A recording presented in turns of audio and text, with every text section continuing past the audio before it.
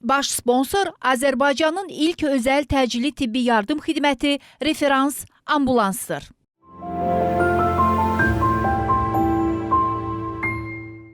Hər vaxtınız xeyir. Real TV-nin efirində baş həkim verilişidir. Baharın gəlişi təbiətin oyanışı. Olsa da çoxumuz üçün bu fəsil həm də bitməyən asqırıqlar, göz yaşarması və keçməyən bir yorğunluq deməkdir. Niyə bahar gələn kimi özümüzü halsız hiss edirik?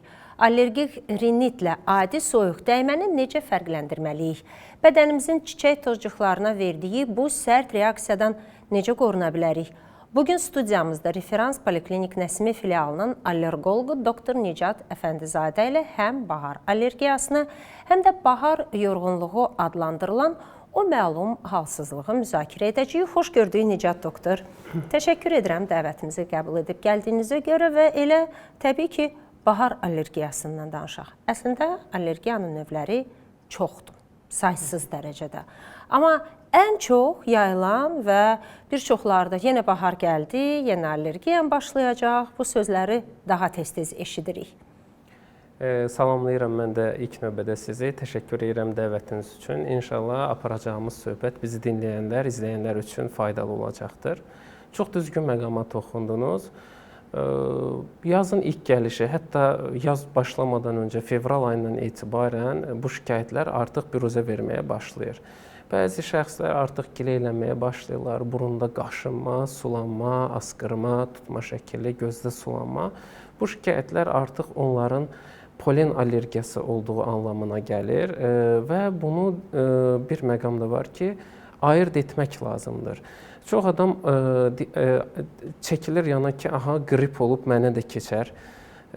Məktəb ortamında, iş ortamında hamı yayınır. Amma buradan bir xəbər verim ki, allergiya keçici bir şey deyil. Yəni, məndə var, indi bir dəqiqə sizə keçmə qabiliyyəti yoxdur onun. Sadəcə bu irsi ötürülmə ehtimalı olan bir xəstəlikdir. Məsəl üçün, anada, atada varsa, övlada keçə bilər. Yəni, burada irsi keçiricilik önəmli daşır, amma hava damcı yolu ilə keçirilmədən söz gedə bilməz. Bir də necə ayırd edək ki, çünki qrip olduq, xəstələndik, yenə də asqırma şikayətlər olur. Burada bəzi məqamlar var ki, biz ayırd etməliyik bunları. Məsəl üçün, allergiyada burun axıntısı şəffaf su şəkildə, burun qaşıntısı şəklində olursa, qripdə daha selikli axıntı olur, hərarət müşahidə oluna bilər. Halbuki allergiyada biz hərarət müşahidə etmirik. Bu tərzdə məsələlərə diqqət etsək, valideynlər olsun, istər yetişkinlik yaşında olan şəxslər olsun, bunu özləri ayırd edə bilərlər ki, hansı mütəxəssisə müraciət etsinlər. Və ümumiyyətlə düşünürəm, həm də əgər qripdirsə, gün ərzində bitmir, bitib tükənmir. Burun axır, tutqunluq davam edir. Amma allergiyadırsa, günün hansısa müəyyən saatlarında başlayır və bitir. Bəli, çox gözəl məqama toxundunuz. Elə mənim söhbətim üçün də bir cığır açdınız. Deməli, bu polen allergiyasında, mövsüm allergiyada daha çox açıq havada olanda müşahidə olunur bu simptomlar. Çünki bunlar tozcuqlara qarşıdır. Ağac tozcuğu ola bilər, alaq otlarının tozcuqlarına ola bilər, çəmən otlarının ola bilər. Hansı ki, bunların da hərəsinin fərqli vaxtları vardır ki, tozlanma zamanı o zaman müşahidə olunur. Amma misal üçün, qrip yerə baxmır, regiona baxmır. Qrip sən açıq havada da şikayətlərin biruzə verəcək, qapalıda da biruzə verəcək. Amma bu xüsusilə xəstələr gileylənir ki, açıq havaya çıxdım, artıq özümü saxlaya bilmirəm. Bəzən bir yanılğıya da düşə bilirlər. Çünki biz hər birimiz çölə çıxan zaman bir geyimimiz olur üzərimizdə. Heç nə olmasa belə saçımız olur başımızda və bu tozcuqlar gəlib düşə bilir üzərə. Məsələn, gəlir evə, deyirik ki, xəstə deyir ki, bəs evə gəldim, doktor, pəncərə də bağlı, orada bağlı. Bəs mən deyirəm ki, siz üst geyiminiz yanınızdadırmı? Misal üçün, bəzi insanlar var ki, evdə elə kurtkasını masanın arxasına qoyur, papağını qoyur stolun üzərinə. Və zaten onunla da bircə xaricdən tozcuqları da gətirib evin içinə salmış olur. Müəyyən müddətdə də təmas olduğu üçün evdə də bu şikayətlər baş verə bilər. Amma çöldəki dərəcədə intensivlikdə olmayacaqdır. Ümumiyyətlə, nədir səbəb bu allergiyaya? Siz dediniz ki, irsidir, daha çox düşünülür ki, irsidir. Gistamindir səbəb bədənimizdə olan həmin bu allergiya. Nədən bilirəm? Çünki mütləq şəkildə allergiyan varsa deyirlər, bir antigistamin qəbul edirsən, onda insan anlayır ki, hə, antigistamin, yəni gistaminimiz var bizdə, ona qarşı nəyisə bir şey içməliyik. Nədir bu gistamin və nə baş verir orqanizmdəki həmin o yad cismlər bizə bu qədər belə narahatlıq törədir? Göz sulanır, qırmızılanır, burnumuz axır, asqırıq dayanmır. Belə danışaq ki, hər kəs üçün anlaşılır olsun. Bu immun sistemin reaksiyasıdır. İmmun sistemi bu poleni qarşı aşırı bir reaksiya verir vücudumuz. Yəni bu hər kəsdə olmur. Diqqət etsəniz, sadəcə bu allergik olan şəxslərdə olur və bu cür tərzdə immun sistemi qeyri-adi bir reaksiya verir. Buna daxildir təbii ki, burun, göz, xüsusilə polen allergiyası zamanı göz də bu şikayətlərə qoşulur əksər hallarda. Gözdə sulanma, qaşınma, qıcıqlanma olur. Burun öz axarında, hətta bəzən də damaqda belə olur. Valideynlər uşaqlarda daha çox olur. Deyir ki, boğazından qəribə səslər çıxarır uşaq. Nə üçün də o damaqda qaşınma olur. Hə, uşaq oranı o səsi çıxarmaqla qaşımağa cəhd edir.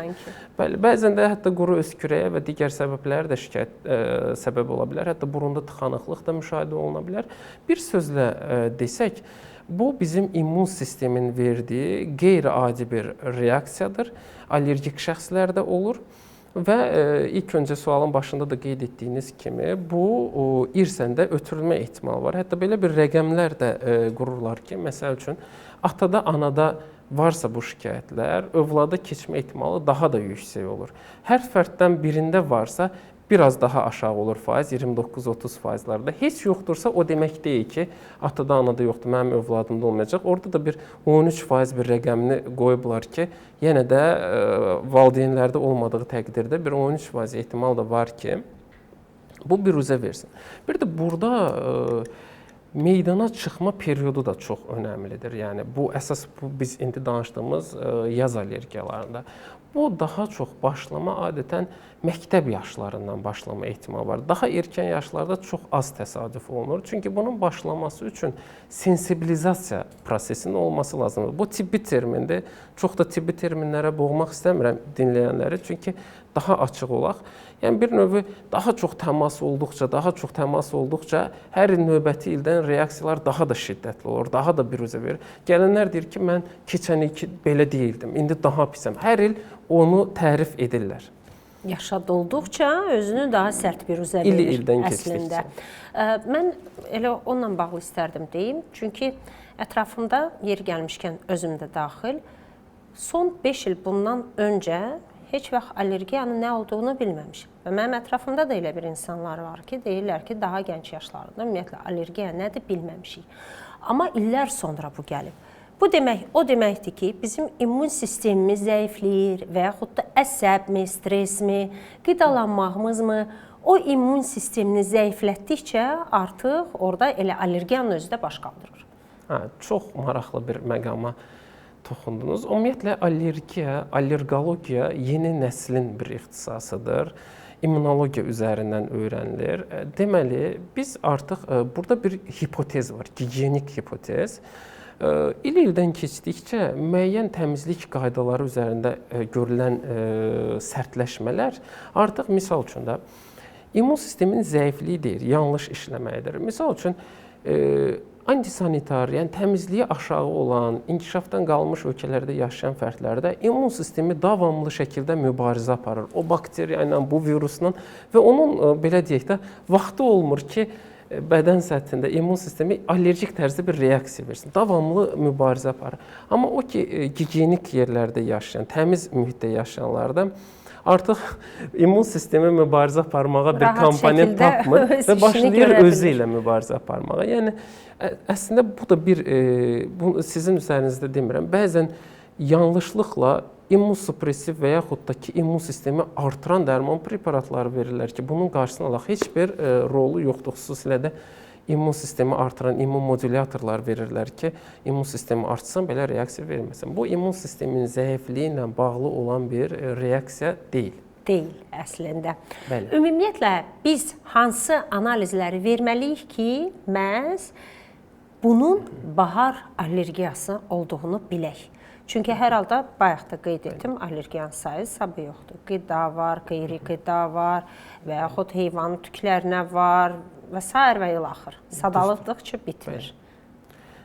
Saysaq da heç verilişin sonuna qədər bitirə bilmərik, amma ümumi toxunmağa cəhd edək.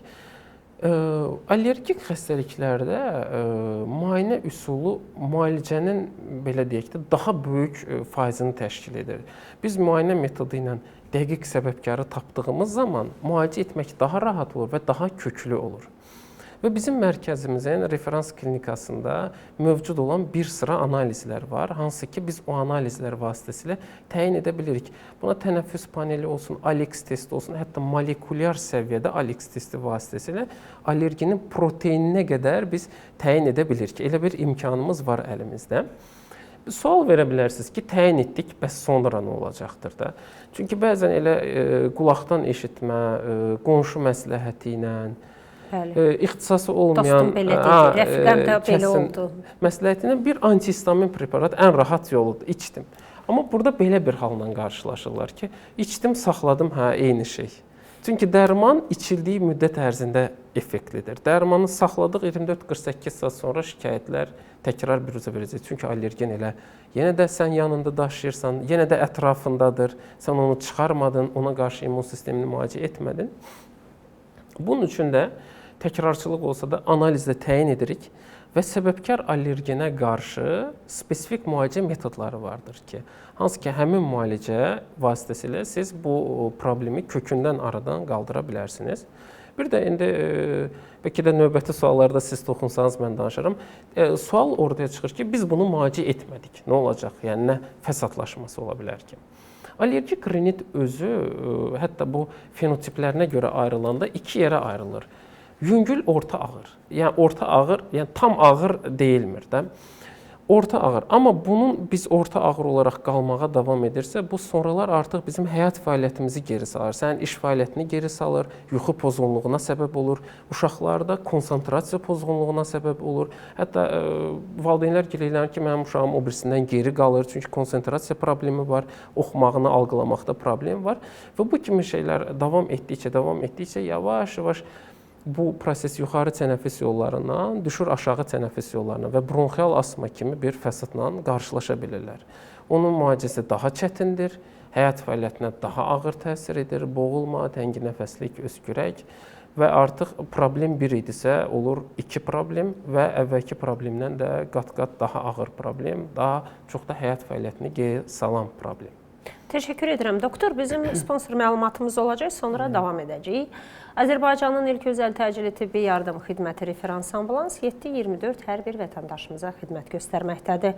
Ambulans maşınları ən müasir tibbi avadanlıqlarla təchiz olunub. Referans ambulans hava və quru təxliyəsi ilə həyat qurtarmaq üçün saniyələrlə yarışır. Göstərilən xidmətlər isə aşağıdakılardır: təcili tibbi yardım, pediatrik təcili tibbi yardım, pasiyent təxliyəsi, stand-by xidməti, yəni İstənilən məkanda müşahidə ətraflı məlumat üçün isə siz ulduz 0003 qaynar xətti ilə əlaqə saxlaya bilərsiniz və yeri gəlmişkən elə mövzumuza uyğun olaraq referans klinika müraciət etsəz, siz orada allergiyadan əgər əziyyət çəkirsinizsə müvafiq analizləri verərik. Allergiyanın səbəbini də öyrənə bilərsiniz. Siz qeyd etdiniz, bəli, biz öyrəndik, allergiyadan əziyyət çəkirik.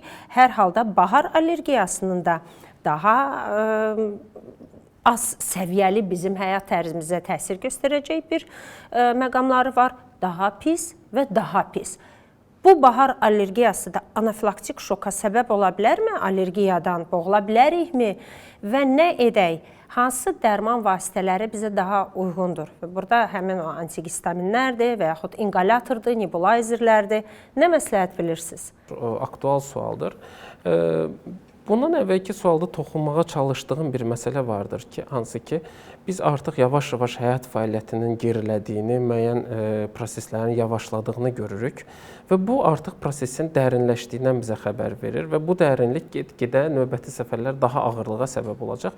Nə burada ağırlaşma ola bilər? Boğulma, ani bir boğulma, xəstə asmatik status deyilən bir kriz halına girə bilər. Ani boğulma, saturasiyanın düşməsi, oksigenin düşməsi.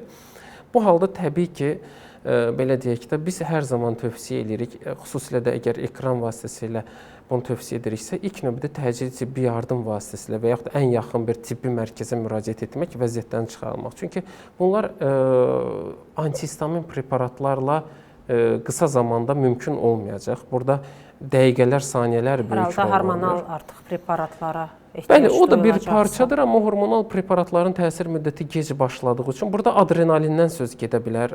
Bayaq qeyd etdiyiniz anafilaktik şokda. Burada antihistamin və steroid ikinci, üçüncü dərəcəli preparatlardır. Burada adrenalin istifadəsinə zərurət yarana bilər. Bir də belə bir məqam var. Oral allergiya sindromu deyilən bir sindrom var.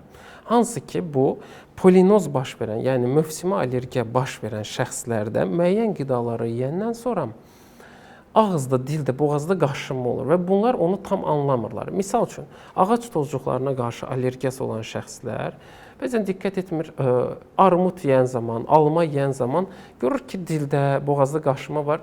Deyir, nədir ki, keçər, mənə elə gəldi falan. Və növbəti səfərlər bu daha da dərindən, daha da ciddi hala Sanki çarpazlaşır iki allergiya bir-biri ilə. Bəli, oradakı proteinlər bənzər olduğu üçün immun sistemi onu çarpaz reaksiya tərzində reaksiya verir və daha dərindən bir reaksiyaya səbəb olur. O yüzden əslində belə xülasə yekun bir sözə gəlsək, bu proses nə qədər ki erkən yanaşılsa, nə qədər ki yeni başlayıb, o qədər üzərinə tez düşmək lazımdır. Sizin hətta bənzər bir situasiya olmuşdu ki, bir məktəbli tələbə eyni parkdan gedir məktəbinə. Hər dəfə oradan keçən zaman əvvəl 2-3 dəfə asqırır, sonra daha da bunların sayısı artır və sonda hətta o anafilaksiya dərəcəsində ağırlıqda olmasa da, xəstənin müəyyən dərəcədə simptomların ağırlaşması, boğulmanın olması, nəfəs darlığının olması ani bir vəziyyətdə təcili yardıma çağırırlar. Və biz orada test edirik, səbəbkar ağacı tapırıq. Siz demə, həmin o ağacla bu hər zaman getdiyi zamanı orada təması var imiş və o təmas da görün artıq nə qədər o keçib sensibilizasiya olub ki, reaksiya hər növbətisində daha da ağırlaşa o həddə gəlib çatmışdır. Ona görə bir daha qeyd etmək lazımdır ki, diaqnostika çox önəmlidir. Allergenin tapılması, səbəbkarın tapılması bu işdə çox böyük, yəni 80%-lərə qədər önəm daşıyır. Ondan sonra artıq müalicə taktikası da o yönümlü olacaqdır. Doktor, deyirlər ki, allergiyadan həyatın sonuna kimi qurtarmaq mümkün deyil. Doğrudurmu bu? Bəli, bu immun sistemi reaksiyası olduğu üçün, burada yaddaş hüceyrələrdə qorunub saxlanıldığı üçün reaksiyalar, bəli, münbit bir şərait olduğu zamanı qarşılaşılır və reaksiya təkrarlanır, daha da ağır olur.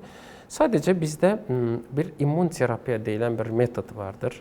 Asid terapiya deyirlər. Allergen spesifik immun terapiya. Bu nə deməkdir? Allergenə spesifik terapiya. Misal üçün tapıldı ki, bizim Bakı şəhərindən danışaq, misal üçün zeytin ağacının tozcuqlarına qarşı çox müşahidə olunur allergiya. Ağcaqayın var misal üçün. Rayon yerlərində fındıq. Heç zeytin eşitməmişəm. Hə, sonra misal üçün fındıq çiçəklənmə zamanı, xüsusilə fevralda başlayır. Bu zaman gileylənirlər. Misal üçün Qəbələdir, Qusardır, Quba zonasına misal üçün daha çox müraciət olur. Xaçmaz, fevral ayında bu şikayətlər daha kəskinləşir. Biz onu analiz vasitəsilə təyin edən zaman müalicəmizə başlayırıq və pasient artıq bir il sonra həmin mövsümdə şikayətlərin 70-80% azaldığını, 3-5 il ərzində tamamilə keçdiyini bildirir. Bu müalicə artıq belə deyək də yeni bir cığır açıbdır ki, dərmandan asılılığı tamamilə dayandırsın və bu müalicə vasitəsilə misal üçün o yaşayır, onun həyatın bir parçasıdır, o oradan çıxmaq istəmir və bir növ allergenlə birgə yaşamağı, ayaqlaşır onu. Bəli, birgə yaşamağı vəd edən bir müalicə metodudur. Və ümumiyyətlə, doktor, siz allergiyadan əziyyət çəkən insanlara, mən söhbət təbii ki, bugünkü mövzumuza uyğun olaraq bahar allergiyasından əziyyət çəkən insanlara nə tövsiyə edirsiniz? Təbii ki, siz onlara deyə bilmərsiniz, oturun evdə və evdən çıxmayın. Bahar gələnə qədər, bahar çıxana qədər, fəsil dəyişənə qədər evdən çıxmayın, ünsiyyətdə olmayın baharla. Əməl etməli olduğumuz bir çox belə deyək də vərdişə çevirməli olduğumuz məsələlər var. Əgər bu şikayətlər, sadaladığımız şikayətlər müşahidə olunursa, evdən çıxan zaman bəzi məsələlərə diqqət. Məsəl üçün bir gün eynəyi taxılmalıdır. Saça, başa bir papaq, kepka qoyulmalıdır. Küləkli hava şəraitidirsə tövsiyə edirik maska. Qoruyucu. Və bir də nəyə diqqət etməliyik? Həmişə polen pik səviyyəyə çatır günün erkən saatlarında, səhər saatlarında zirvədə olur. Biz deyə bilmərik ki, siz havaya çıxmayın, amma deyə bilərik ki, ən azı səhər saatlarında günün birinci yarısı minimuma endirin. Və yaxud açıq havaya çıxdınızsa bir eynək taxın, bir papaq taxın, bir maska taxın. Sonra gəldiyimiz zaman nə edirik? İşə gəldik, evə gəldik. O üst geyimlərimizi çıxarıb dolaba qoyuruq. Yəni çalışdığımız qədər özümüzdən uzaqlaşırıq və evə gəldiyimiz zaman maksimum dərəcədə çalışırıq ki, təmizliyimizə riayət edək, günlük duş alaq. Çünki bəzən allergeni özümüz vasitəsilə evin içərisinə gətirmə ehtimalımız da çox yüksəkdir. Onun üçün bu məsələlərə diqqət etmək. Sonra nəyə diqqət eləməliyik? Evdəyik, misal üçün nə edirik? Pəncərəni qapalı saxlayırıq. İş otağındayıq, qapalı saxlayırıq. Avtomobillə işə gedirik, pəncərəni qapalı saxlayırıq. Bəzi filtrlər də vardır. Hansı ki, o filtrlər çox yüksək qiymətədir. Hər kəsin əli çatmır. Əli çatan insanlara da müəyyən HEPA filtrlər deyilən bir filtrlər vardır. İş yerlərində, evdə. O filtrlərdən istifadə edib havalanmanın təşkil olunması. O zaman daha yüksək sterillik deyək də, tam da sterillik dolğun eləmir, daha yüksək allergensiz bir mühit əldə edə bilərik bu vasitə ilə. Bunlar əməl etməli olduğumuz kiçik. Çox sağ olun. Əslində rahat şəkildə bəlkə əməl ediləcəkdir həyat tərzimiz olsa o allergiya. Çox sağ olun, təşəkkür edirəm dəvətimizi qəbul edib gəldiyinizə görə. Referans Poliklinik Nəsimi filialının allergoloqu doktor Nicat Əfəndizadə ilə bahar allergiyasından danışdıq. Doğru diaqnoz və düzgün müalicə üsulları ilə bu gözəl fəsildən zövq almaq mümkündür. Odur ki, sağlam qalın, baharın ətrindən allergiyasız həzz alın. Baş sponsor Azərbaycanın ilk özəl təcili tibbi yardım xidməti Referans ambulansdır.